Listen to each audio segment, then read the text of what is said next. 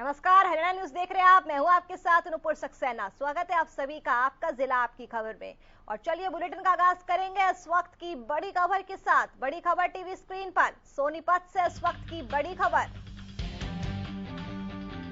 सोनीपत जिले में बदला मौसम का मिजाज। बड़ी जानकारी, हल्की बारिश से मौसम हुआ सुहाना।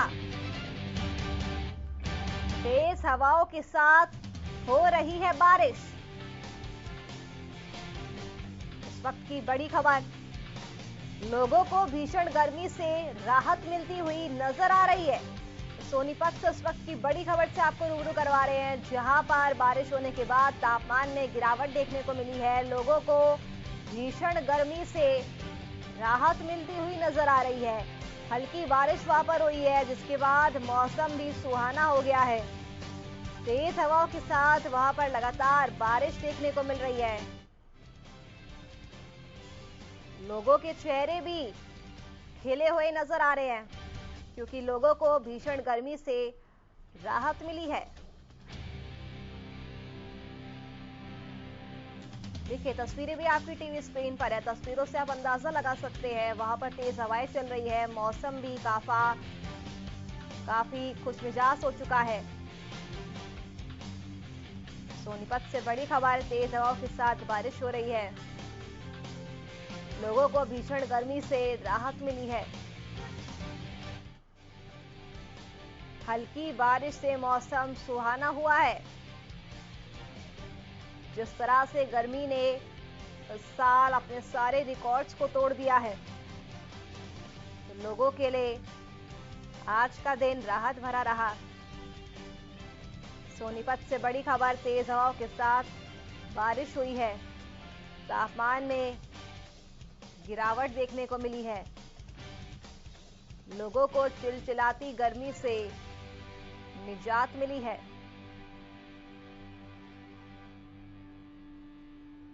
तो सोनीपत जिले से बड़ी खबर, जहां पर मौसम के तेवर बदलते हुए नजर आ रहे हैं। हल्की बारिश यहां पर हुई है, जिसके बाद मौसम सुहाना हो चुका है। लोगों को भीषण गर्मी से राहत मिली है। तापमान कहीं ना कहीं कम होता हुआ नजर आ रहा है।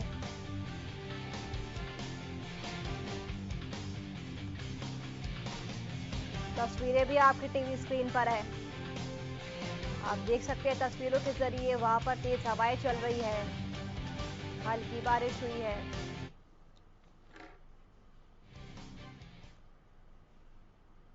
चलिए बढ़ते अब आगे। हरियाणा के कृषि मंत्री जेपी दलाल ने विश्व मधुमक्खी पालन दिवस पर कुरुक्षेत्र के रामनगर में 2 दिवसीय राष्ट्रीय कॉन्फ्रेंस का शुभारंभ किया। मधुमक्खी पालन और परागण विषय पर आयोजित कॉन्फ्रेंस में करीब 20 राज्यों के अधिकारियों ने शिरकत की। आपको बता दें कि मधुमक्खी पालन सेंटर में 20 करोड़ रुपए की लागत से एक्सपोर्ट हनी टेस्टिंग लैब बनाने की योजना भी है। वहीं केंद्र सरकार की तरफ से 4800 मधुमक्खी पालक को दी जा रही है सुविधाएं। आजादी के अमृत महोत्सव को लेकर उद्यान विभाग की तरफ से ये 2 दिवसीय राष्ट्रीय कॉन्फ्रेंस आयोजित की गई है। कृषि मंत्री जयप्रकाश दलाल ने कहा कि प्रदेश के किसानों की आय बढ़ाने के लिए देश का पहला एकीकृत मधुमक्खी पालन सेंटर स्थापित किया गया है। जेपी दलाल ने विपक्ष पर भी इस दौरान जमकर निशाना साधा।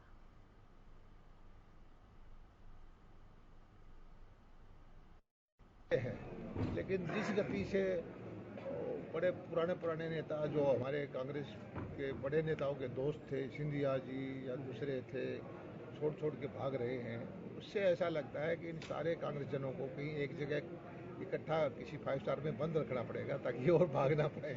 क्योंकि हर रोज ये आप देख रहे हैं कि इतने वरिष्ठ नेता जो 50 साल से 60 साल से कांग्रेस से जुड़े हुए थे, तो उनको ये पता लग गया है कि लीडरशिप और नीतियाँ कांग्रेस की जनहित ऐसी नहीं है। कांग्रेस का लीडरशिप भी उचित नहीं है, उसकी नीतियाँ भी सही नहीं। इसलिए वो समझ गए हैं कि आज जो माहौल है, जनता की नब्ज समझ के जनता की सेवा के लिए भारतीय जनता पार्टी जो काम कर रही है, तो हमारी तरफ आकर्षित। कृषि की पॉलिटिकल अफेयर एडवाइज़र हैं, कृषि के एडवाइज़र हैं इजराइल के एम्बेसी से, वो भी हिस्सा ले रहे हैं।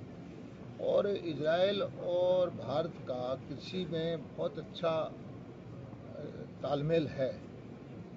हॉर्टिकल्चर में हमने उनके सहयोग से एक्सीलेंस सेंटर बनाए हैं और उसी की वजह से आप देख रहे हैं कि जगह जगह हम बागवानी में, सब्जियों की खेती में किसानों को ट्रेनिंग दे करके, सब्सिडी दे करके उनको लाभान्वित कर पा रहे हैं। और हमारा लक्ष्य ये है, प्रधानमंत्री जी ने जो एक रखा है विजन कि किसान को आत्मनिर्भर बनाना है, किसान की आमदनी को बढ़ाना है, ग्रामीण अर्थव्यवस्था को सबल देना है। सरकार भारत के किसी भी प्रदेश में कोई अच्छी किसान हितैषी नीति है उसको लागू करने के लिए तैयार रहती है। पता है, पड़ोसी प्रदेश है, पंजाब के किसानों को पता लगता है कि हरियाणा में अच्छी नीतियां हैं, राजस्थान के किसान को पता लगता है कि हरियाणा में अच्छी नीतियां हैं। तो ये या तो उनको कुछ देना पड़ेगा किसान को या आंदोलन।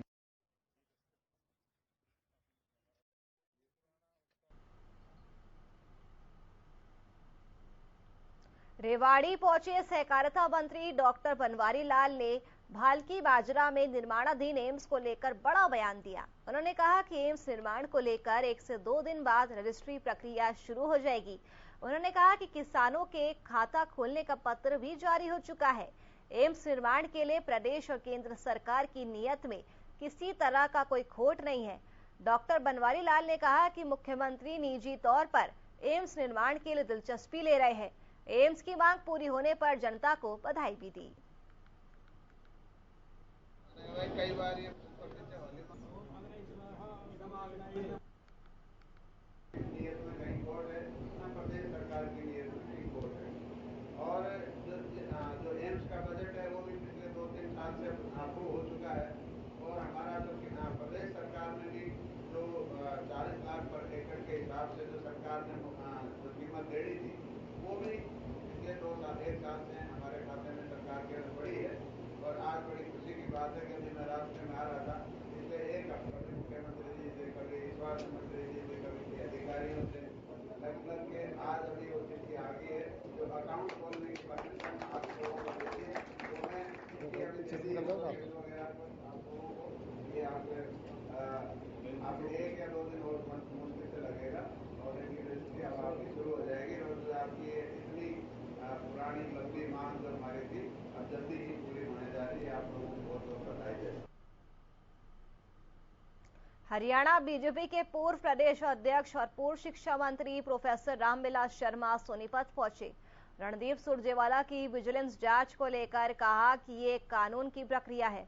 उन्होंने आम आदमी पार्टी पर भी निशाना साधा और कहा कि बीजेपी हिंदुस्तान की राजनीतिक गंगा है। साथ ही रामविलास शर्मा ने 2024 में बीजेपी की जीत का भी दावा किया।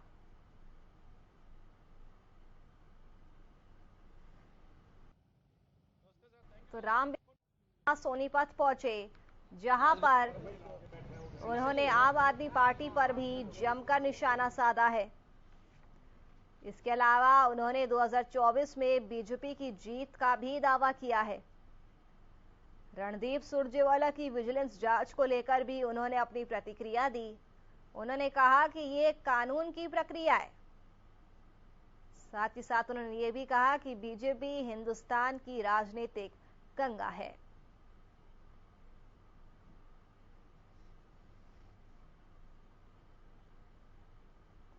तो पूर्व शिक्षा मंत्री रामविलास शर्मा सोनीपत पहुंचे।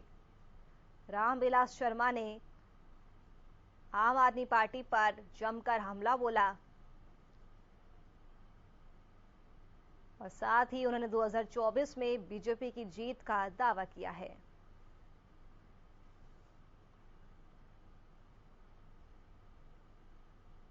प्रदेश के परिवहन मंत्री मूलचंद शर्मा ने फरीदाबाद सेक्टर 12 के खेल परिसर में चल रहे 3 दिवसीय सांसद खेल महोत्सव में बास्केटबॉल गेम की शुरुआत कराई।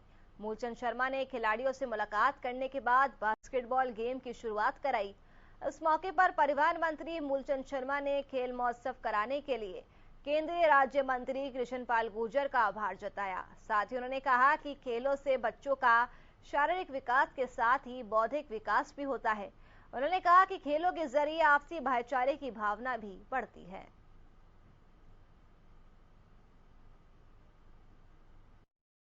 मैं सबसे पहले अपने केंद्रीय मंत्री कृष्ण पाल गुर्जर जी का सांसद है हमारे यहाँ जो खेल सांसद खेल सब रखा है 3 दिन का है और उन्होंने इस आयोजन किया है। हर तरह के बच्चे हर मैच में खेलेंगे और इसका बच्चे पूरे लाभ लेंगे। हमारे इंडस्ट्री वाले, दूसरे लोग भी इसमें शामिल हैं।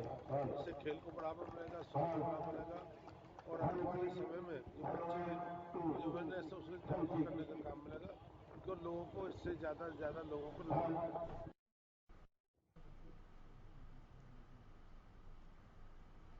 केंद्रीय राज्य मंत्री कृष्णपाल गुर्जर का भी उन्होंने आभार जताया है। तो आपको बताते चले कि 3 दिवसीय सांसद खेल महोत्सव का आयोजन किया जा रहा है, जिसमें बास्केटबॉल गेम से शुरुआत करवाई गई है।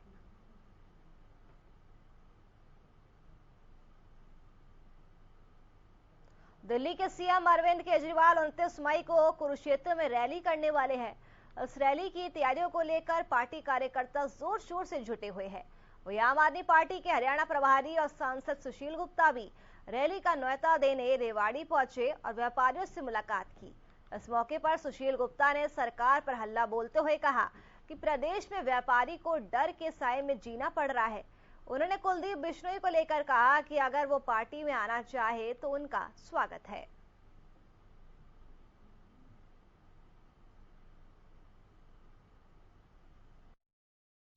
हरियाणा में गुंडाराज है, व्यापारियों से फिरौती मांगी जाती है, व्यापारियों पे चक्कू और पिस्टल तक के हमले किए जाते हैं। हरियाणा के अंदर सरकारी गुंडे भी मंथली के माध्यम से, रीढ़ के माध्यम से व्यापारियों को जगह जगह पे तंग करते रहते इसमें देखा। कुलदीप बिश्नोई शामिल होंगे आप पार्टी में? नहीं, वो तो उनकी इच्छा है, वो व्यक्ति अच्छे हैं, उनकी इच्छा है, वो आए तो स्वागत है। क्या बाहर से आने वालों को टिकट दिया जाएगा? किसी भी व्यक्ति को टिकट या पद के बेस पे ज्वाइनिंग नहीं कराई जा रही। आम आदमी पार्टी सर्वे के बेस पे टिकट देती है, जो व्यक्ति अच्छा है उसको पद देती है, कंडीशनल कोई ज्वाइन। गुरुग्राम में जीएसटी में 15 करोड़ रुपए का रिफंड करने के नाम पर गड़बड़झाला करने का मामला सामने आया है। गड़बड़झाले के मामले में जीएसटी विभाग ने 2 चार्टर्ड अकाउंटेंट को गिरफ्तार किया है, जिसके बाद दोनों को कोर्ट में पेश कर न्यायिक हिरासत में जेल भेज दिया गया। जबकि इस कार्रवाई से चार्टर्ड अकाउंटेंट एसोसिएशन नाराज चल रही है और उनमें भारी आक्रोश देखने को मिल रहा है। ऐसे में कई चार्टर्ड अकाउंटेंट ने गुरुग्राम के सेक्टर 32 में स्थित जीएसटी कार्यालय के बाहर विरोध प्रदर्शन किया। विरोध करते हुए चार्टर्ड अकाउंटेंट एसोसिएशन ने कहा कि गड़बड़झाला जीएसटी अधिकारियों और रिफंड लेने वालों ने मिलकर किया है। कार्रवाई रिफंड जारी करने वाले अधिकारियों और रिफंड लेने वाले कारोबारी के खिलाफ होनी चाहिए।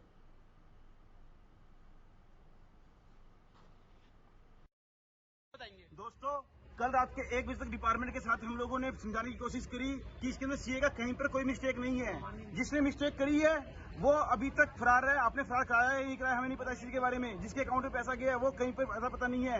जस्ट एक थोड़ी सी फीस के लिए चार्टर्ड अकाउंटेंट यूजुअली जो काम करता है वो काम किया है। आप क्या उसको अरेस्ट कर लोगे? जिस बंदे के अकाउंट में पैसे गए उसके लिए आप कुछ नहीं कर रहे हैं। जिस डिपार्टमेंट ने, जिस ऑफिसर ने रिफंड इशू करा है उसके ऊपर कोई एक्शन नहीं है अभी तक। तो इतना बड़ा रिफंड थोड़े टाइम के अंदर अगर पास हुआ है, एक दिन के अंदर 15 करोड़ रुपए का रिफंड एक दिन के अंदर।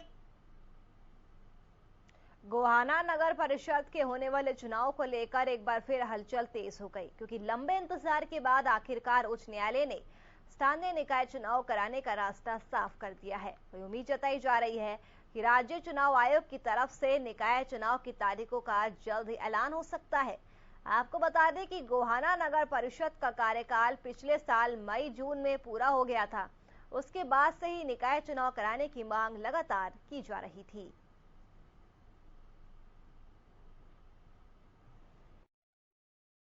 नगर परिषद में 23 वार्ड हैं और लगभग 47,000 मतदाता हैं और वार्डबंदी का काम और वोटर लिस्ट का काम सब कंप्लीट हो चुका है। वार्ड वाइज वोटर लिस्ट तैयार हो चुकी है, बूथ वाइज तैयार करनी पेंडिंग है, वो जल्दी हम कर लेंगे। 46 बूथ हैं यहाँ पे और जैसे ही मतलब नगर परिषद की तरफ से तैयारियाँ पूरी है, जैसे इलेक्शन की संभावना ऑर्डर होते हैं तो जो भी आगे कार्रवाई इलेक्शन कमीशन की तरफ से आरओ साहब की तरफ से जैसे भी डायरेक्शन होगी नगर परिषद उस पर जो है कार्रवाई करेगा। अगली खबर सिरसा से है, जहां पर किसान एक बार फिर से स्थानीय जाट धर्मशाला में इकट्ठा हुए और अपनी मांगों को लेकर बैठक की। बैठक के बाद किसानों ने डिप्टी सीएम दुष्यंत चौटाला और बिजली मंत्री रणजीत सिंह चौटाला का घेराव किया। वहीं मौके पर पहुंची पुलिस ने प्रदर्शन कर रहे किसानों को आगे बढ़ने से रोका। इस दौरान किसानों ने सरकार को चेतावनी दी कि अगर उनकी मांगें पूरी नहीं हुई तो वे बड़ा आंदोलन करेंगे। बता दें कि किसान एमएसपी, बिजली, पानी सहित अन्य मांगों को लेकर सरकार के खिलाफ लगातार प्रदर्शन कर रहे हैं।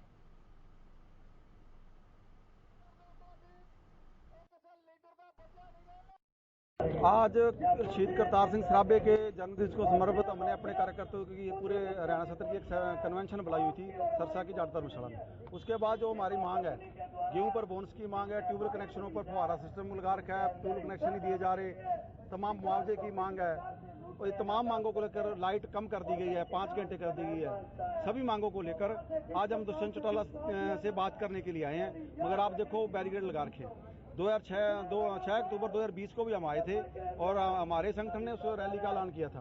उस टाइम भी यहाँ लठबाजे पानी हमारे पे गिरा गया और आज फिर आए हम 2022 में आए तो 2022 में भी।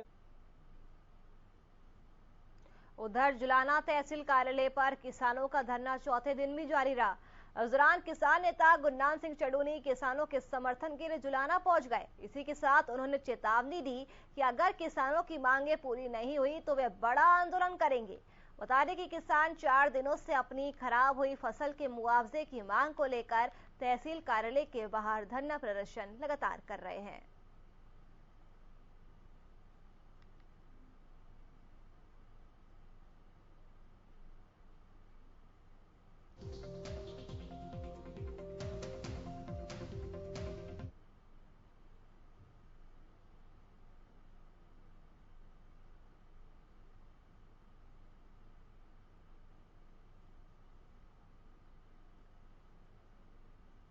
तो फसल पर मुआवजे की मांग तेज हो चुकी है।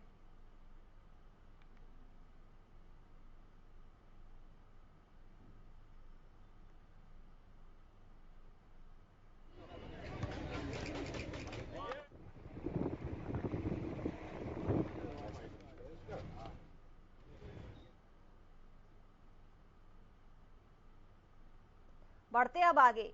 कैथल में नगर पालिका के कर्मचारी और फायर ब्रिगेड के कर्मचारी हड़ताल पर है। कर्मचारियों ने अपनी मांगों को लेकर सरकार के खिलाफ जमकर रोष जताया। बता दें कि प्रशासन के साथ हुए समझौते को लागू करवाने, दमकल विभाग को वापस निकाय विभाग में मर्ज करने, डोर टू डोर बर्खास्त कर्मचारियों को ड्यूटी पर वापस लेने और कई मांगों को लेकर कर्मचारियों ने प्रदर्शन किया। साथ ही सफाई, फायर दफ्तर के सभी कर्मचारियों को हर महीने की 1 तारीख को वेतन देने की मांग की और जनप्रतिनिधियों के घरों की सफाई करवाने की बेगार को बंद करते हुए उनसे फील्ड में सफाई करवाई जाए जैसी तमाम मांगे उठाई गई है।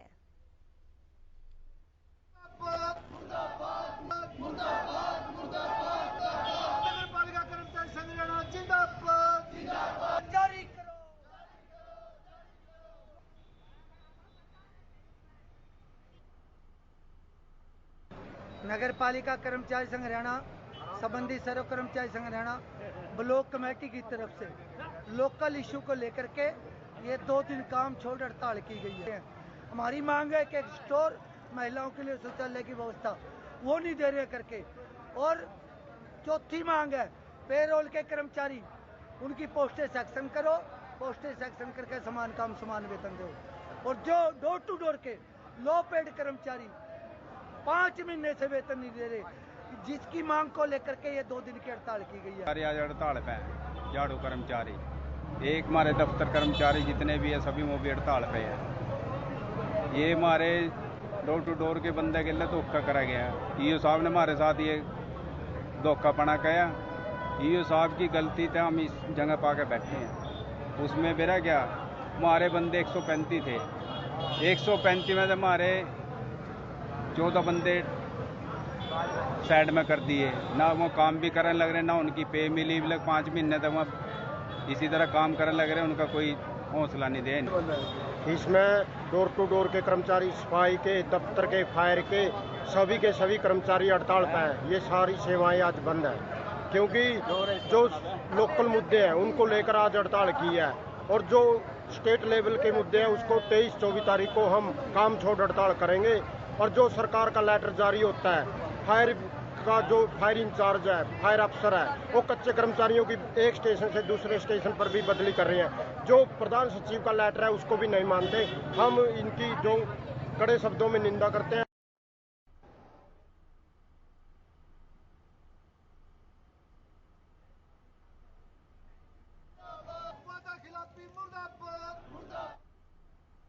चलिए बढ़ते अब आगे।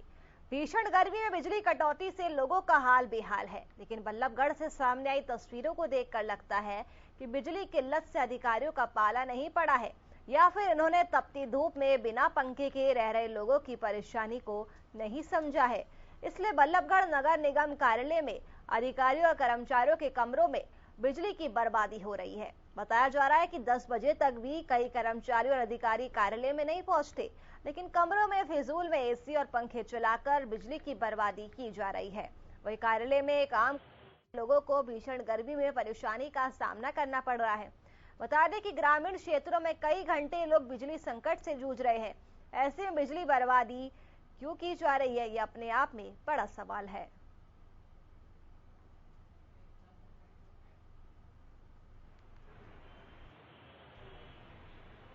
तो बिजली की बर्बादी आखिरकार अधिकारी क्यों कर रहे हैं? एक तरफ बिजली कटौती से आम जनता परेशान है, तो दूसरी तरफ कर्मचारियों के कमरों में बिजली की बर्बादी की जा रही है।